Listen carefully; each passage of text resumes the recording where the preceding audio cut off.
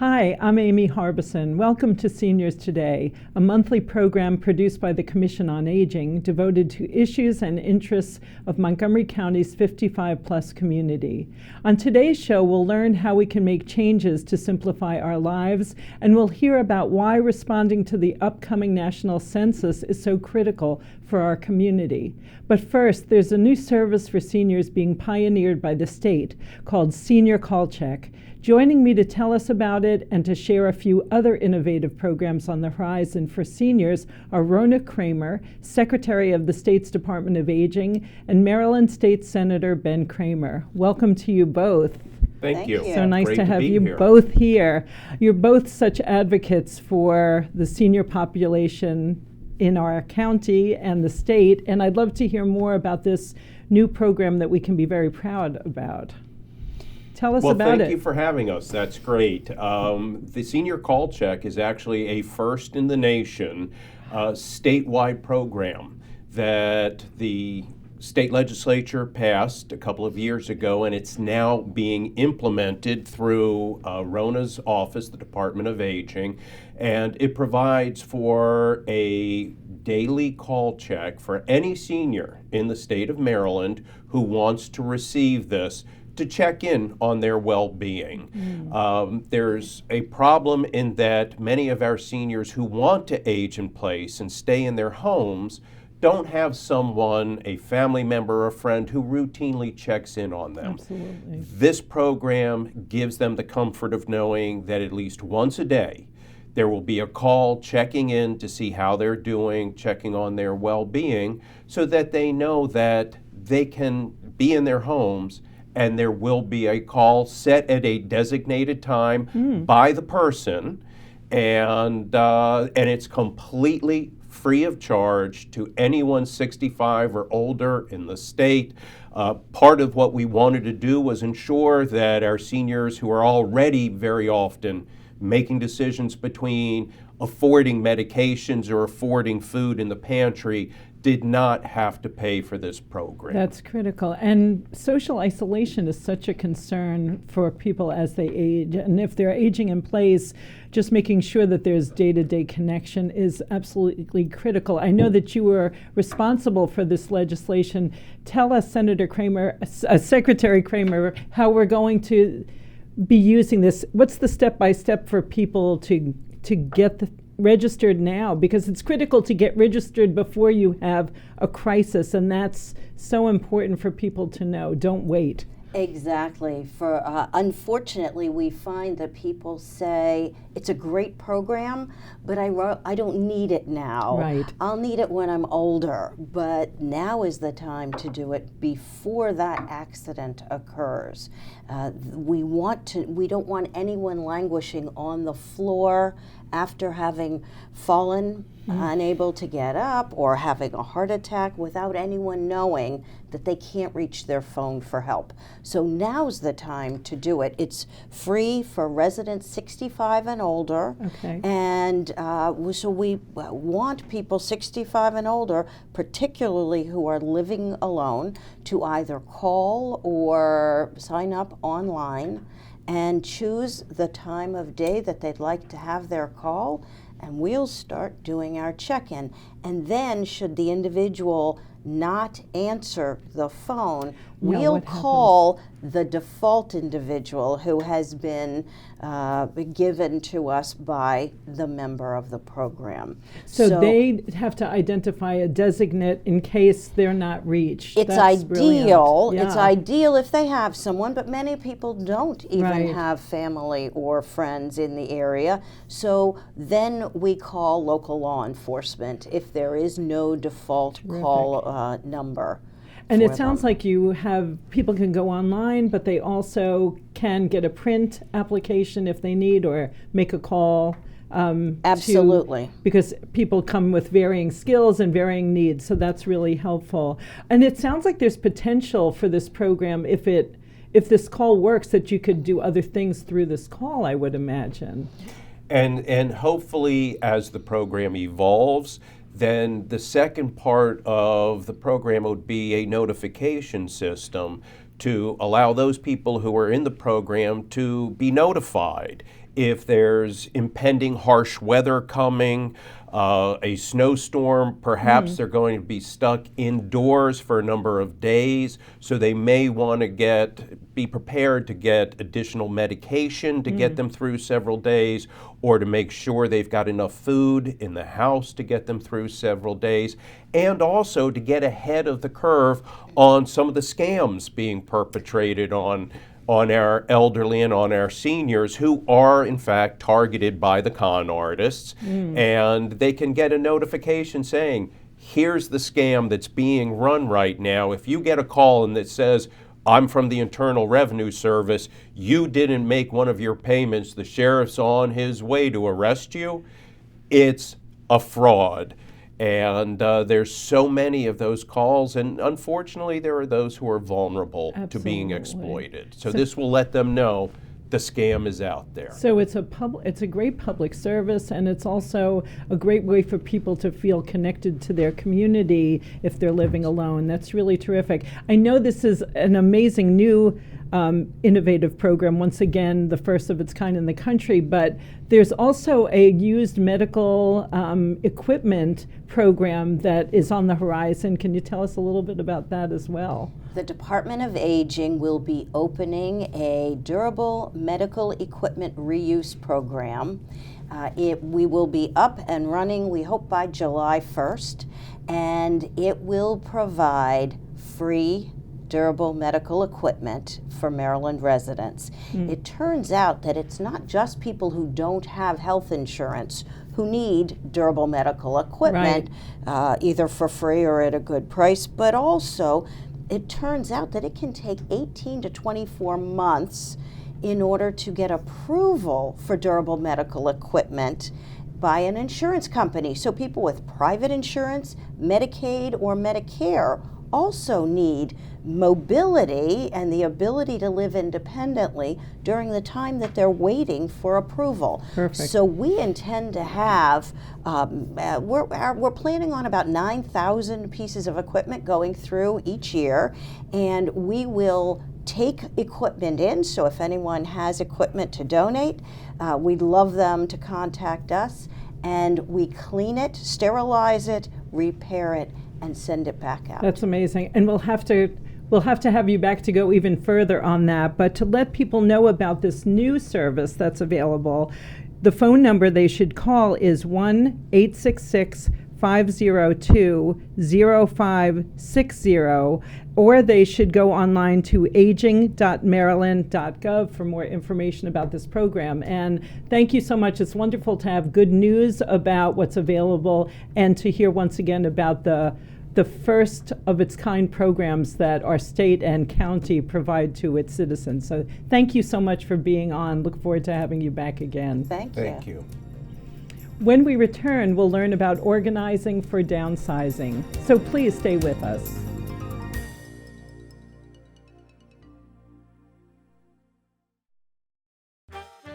Did you know there are more than 10,000 county government phone numbers?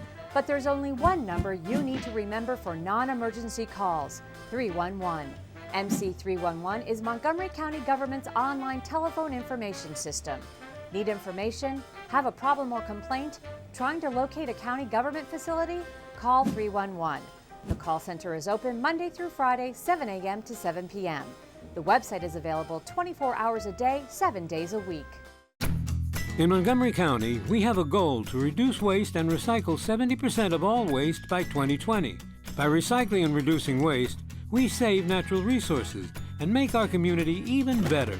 So recycle at home, work, school, everywhere, and keep recycling going. For more information, call the Montgomery County, Maryland Division of Solid Waste Services at 311 or visit montgomerycountymd.gov/recycling. Keep it going. Recycle more now.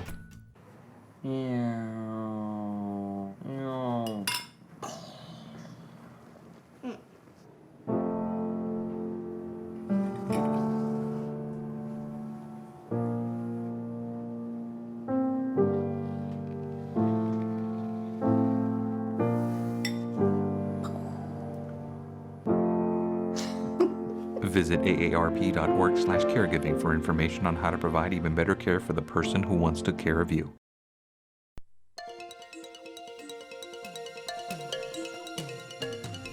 Welcome back to Seniors Today. A New Year's resolution each year is getting organized. As we get older, it becomes even more important to get rid of some of our material possessions in preparation for downsizing and getting our affairs in order. Joining me to share tips on getting started is Sylvia Balderas, a professional organizer and owner of Your Life Simplified. Welcome, Sylvia. Thank you, Amy. So I understand that you got into the organizing business through your own personal experience with it. Can you share a little bit about that? Sure. My parents died quite a while ago. And at that time, I had a young family and I was working, not quite full-time, I think I was working part-time, but I was pretty busy. And after they both died, as an only child, it was really left up to me to settle their estate, which means empty their house. I just couldn't do it because I didn't have the time. So I ended up quitting my job. And after I quit my job, clearing the house and settling the estate basically took me at least a year after that. Oh, wow.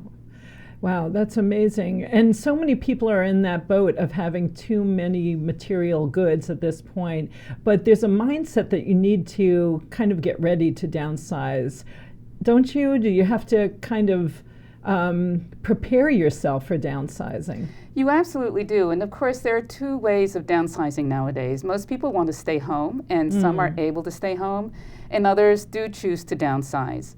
So even if you are not planning on moving, I always tell people, pretend that you are.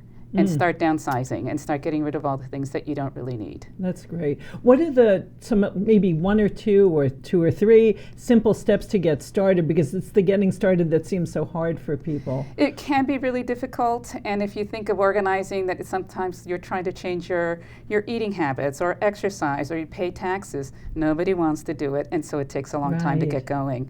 And so, you just need to prepare yourself mentally for it.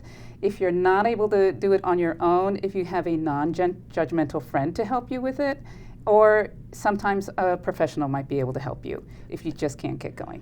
And should you start small? Like how do you start do you pick one room and get started? And Absolutely. You don't want to tackle the entire basement in one day. That's just not going to happen. Right. So you want to pick some place that's maybe like a closet or just even a dresser, and clean those things out. And it actually takes much longer than you realize.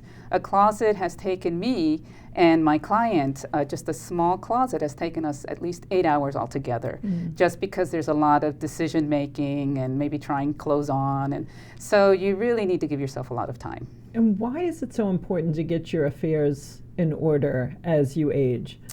I was very fortunate that my parents were quite organized in that sense, but it's horrible for the family that's left behind having to find things. For example, one of the things that my mother did do was she used to hide cash here and there. And so I went through everything pretty thoroughly, and I found money in the oddest places. Also, you need to share as much as you can with the people who are going to settle your estate, like your passwords. If you don't share those passwords, settling the estate is going to be almost impossible when it comes to your digital estate. Right. So that's a huge point. Oh, it's a big problem. It's a big problem. So what do you recommend for people? How should they keep their passwords together? Well, I'm not a digital organizer in that sense. Some people will keep them in a notebook. Some people do something more technical like LastPass or other password saving devices. But you need to research it and find what's going to work best for you. And you need to remember to teach or not teach, but share these passwords with either your children or whoever's going to settle your estate. Because once you're gone, you're gone. That's and they right. won't know how to reach. It sounds like communication is such an important part of this. It's Absolutely. not just the clearing, but communicating to who is in the family. Does it help for people to ask their children or family members what they might like in the house before they start to downsize, to just also help clear? things? Oh, absolutely. That's the best thing that you can do is, invite your family in and say, what do you want? And you can work it through to see who everything gets evenly divided if you have more than one child. And that just saves a lot of heartache down the road. Yeah. So, and if you don't have somebody you're going to leave things to, then whoever your estate attorney is or who's going to handle your estate, it's good to let them know as well. I know you mentioned to me in passing a really great tip that if people are having difficult with emotional connections with their materials, that there's a way to sort of help the process. Absolutely. I find that if you take a picture of those items, that will always be there. It'll be on your phone, or if you want to make a photo book of those sentimental items. And that makes it a little easier to let them go. And for some people, you actually, there's a method called the KonMari method, where she says, thank those things that are of value to you. Just thank them for their service. And then you can let them go. That's great. So if you have a notebook of these things or a scrapbook of some kind, you can revisit them, but the physical item can be gone. Right. And that serves a way of honoring it, but at the same time clearing, which is so important. Because they're real, I would imagine they're real physical hazards. The falls are such a scary thing for us as we age, and the more clutter you have, you're at more risk for all kinds of things like falls. Absolutely, absolutely. Just even throw rugs are risky, as many people know. So the more that you give yourself space to walk around, to move around in your living area, then the more secure that you are. Absolutely. I know that you're going to, we don't have enough time today to talk about this, but you are going to be adding something to your website about paper management, because people have so much paper clutter. Can you tell us what you're going to have on your website that people can access, and also what your URL is for your website so people can download that? Sure. My website is ylsimplified.com. Okay. And basically what I'm setting up is it's actually part of a presentation that I've given in the past about paper management, and it's information on how you can stop your junk mail, how you can get rid of paper, and then how you can organize it for the paper that you do end up keeping. That's great. So the big takeaways, it sounds like, are people can really start small. They don't have to take on a huge project. They can just start small, maybe envision what's ahead of them, and just start with one room at a time to make it one drawer at a time. That's really great. Well, January is so the month of getting organized, and we're so grateful that you could come on today. And I'm sure people will be very interested in knowing more about paper management as well. Thank you. Thank you, Sylvia. We'll have to have you back again. I'd love to come back. Thank you. When we come back, we'll discuss the coming impact of the national census starting this March. Stay tuned.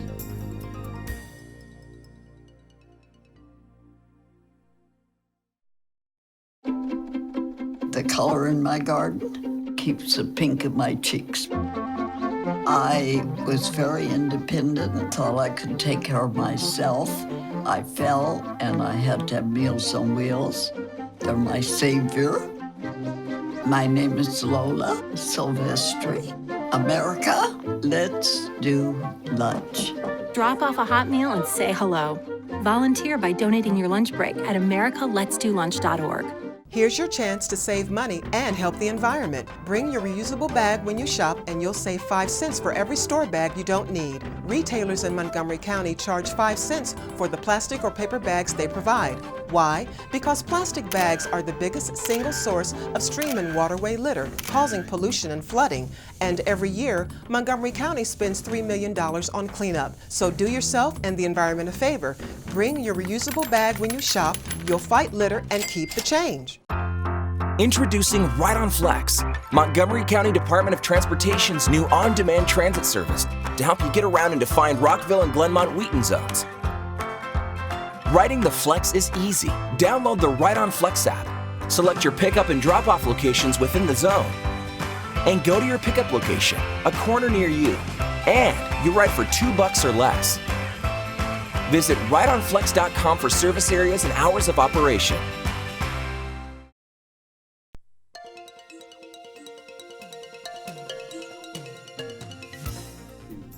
Welcome back to Seniors Today. Every 10 years, the country conducts a national census of all of its residents. The results have very important consequences for how residents are represented in Congress and how federal dollars and services are allocated in Maryland and in Montgomery County. Joining me to tell us about the Census 2020 is Daniel Jones, a partnership specialist with the U.S. Census Bureau. Welcome, Daniel. Thank you so much for having me. I am delighted to be here today to talk to you about the 2020 census. This is a big deal, and it's been a long time in coming. You've been working really hard behind the scenes on this for many months. So tell us, why is the census so important? Why should people make sure they fill out that census form? They gotta complete that census form. So, as you know, we have been doing the census since 1790. Right? Wow. Every 10 years since 1790, we've been doing a census. Actually, I think it's 3 years after the Declaration of Independence, right? 1776. Yes. So right after that, we began doing the count of the population. Thomas Jefferson was our first census director.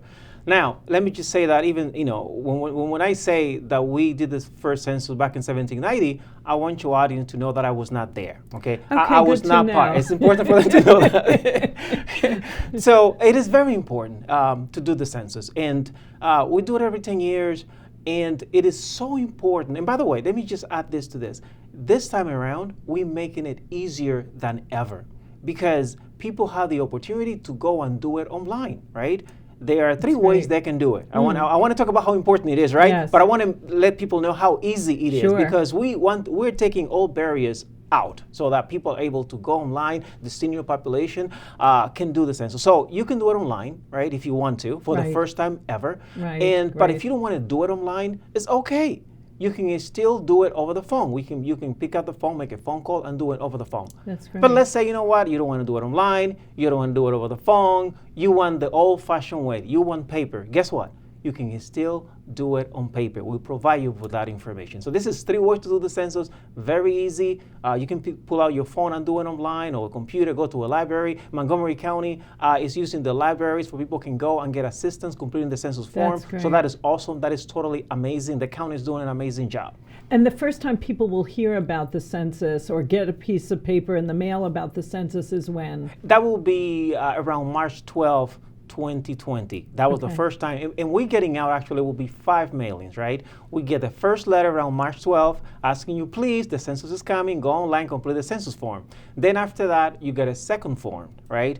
I'm sorry, not a form. Let me clarify this. Sure. You are not getting a form, right? People are getting an invitation to go online and complete the census form. In the way they want. Exactly. So you, first of all, you get a first letter asking you to go online and do it. Then a second letter to go online. Again, a reminder, please go online and do it. Then after that, you'll get a third letter, right, asking you, please, please, begging you go online and do it. Now, if you have not done it by the third letter, then with the fourth letter, we are going to include a paper questionnaire, a paper form to do it. So that way you don't have to call. If you don't want to call, you don't have to call. We give you one. That's important. And then after that, you get a fifth letter, right? And this is your last chance to go online and do it, because beginning May 12, 2020 is that when we send people out knocking on doors to get the information. So we can say you have actually 4 ways to complete the census form. Yes. You have 3 ways that we tell you do it.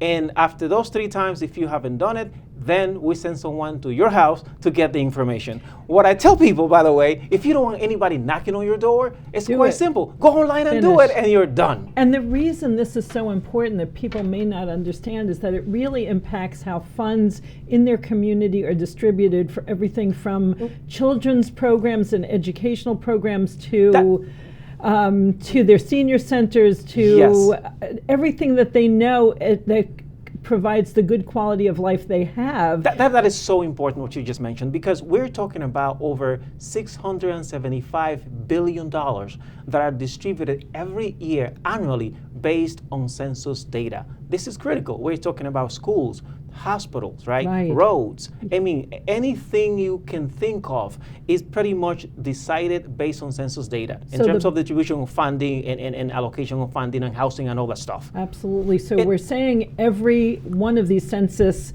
papers matters. People's vote on this is critical, and they shouldn't just say, it doesn't matter if I fill this out, because each person is contributing to this data point. This I is know that incredibly I important. wanted to make sure we had time to mention jobs, because I Yes, know yes, one yes. thing you really wanted to talk about was the job availability for seniors, in fact, during this period where you're collecting data. So tell us about Yes, that. we have jobs. For seniors, please come and work for us. We need you. Now, I want you to know this. By 2035, the 65 and older population will be greater than the 18 and under for the first time in the United States. So we have a lot of seniors out there, and we want to use their knowledge, their resources, their skills. We need them to come and work for the Census Bureau. We have jobs, and again, they're going to work in their community. We're not sending them to another county, to another state. They're working in the local community, and these are jobs that are very flexible. You can set up your own schedule. Really, they pay very well. I think about $28, $29 an hour. You pretty much work from home. We give you the job, and with this paid training, for example, we pay you for the training. Again, it is. We pay weekly, by the way. Pay you every week. That's great. So that not even I get paid every week. So this is an amazing job. So please, all the seniors out there, come on, go online and apply for those jobs. And I think you are going to give the county website. Yes, and let me do there that. they have a link to the census jobs. Yes, let me give you that now. It's montgomerycountymd.gov/census is where people should go. And then there's a link on the county website related to jobs specifically. But it also tells you how to be an ambassador. Yes. If you want to learn how to work in the community and be a volunteer that's helping in the community about census, because every census taker and person matters. Right. And we really want to feel like the county has 100% representation That is so on the true. census. And we do want seniors to work, but if they don't want to work, they can volunteer. I mean, Yes. the county has an amazing program. You're quite, like you said, you're very familiar with what the county is doing. Obviously, Sean Ellis at the Office of Community Engagement, he's the director or the manager of Census Outreach for the county. And the Office of Community Engagement, under the leadership of Diane Vu, is doing an amazing job. So if they want to volunteer, that is awesome. They can help other seniors complete the census form. Those seniors might need help. So I mean, there's so many ways that they can help the community. In order for us to have an accurate count in this county, we need the participation of the community. Look, Yes. at the Census Bureau, we are going to send that invitation out, right? But at the local level, how do we get people to actually, after they receive that invitation, to go online? How do we get seniors to go online and complete the Right. census form? It is an effort that it has to be done at the local level. We need volunteers. We need people who encourage each other, community leaders to get engaged and involved. And again, the seniors are a great part of that activism, that hard work, and we need their help. That's great. And Daniel, we just want to stress again that people will start to receive an invitation in early March to get started with census, and it looks like it's all hands on deck to get Yes. Census 2020 to be our most successful one yet. I'm excited. I mean, the fact that it's online, it obviously presents challenges, but at the same time presents opportunities, right? Some people might feel, kind of afraid or not comfortable doing it online, but again, we have other way they can do it. This is going to be an amazing census. I think the numbers are going to be great. Montgomery great. County going to be #1 in the state in That's 2020. right, absolutely. Well, thank you so much for coming on and getting us excited about census, and we look forward to having you, hopefully, to tell us how successful it was. Great. Thank you so much for having me. That's it for this month's Seniors Today. Don't forget that you can access this show and a great deal of information about county services for seniors by going to the Montgomery County Senior website at montgomerycountymd.gov/seniors or call the Senior Resource Line at 240-777-3000. And as always, thank you for watching Seniors Today.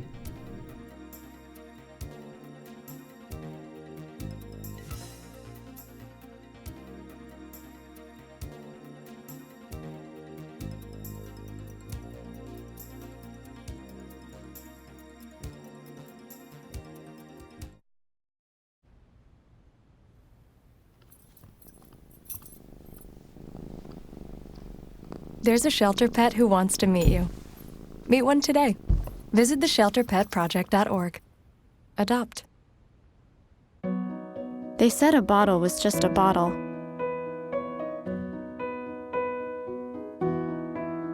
That no one would ever notice me.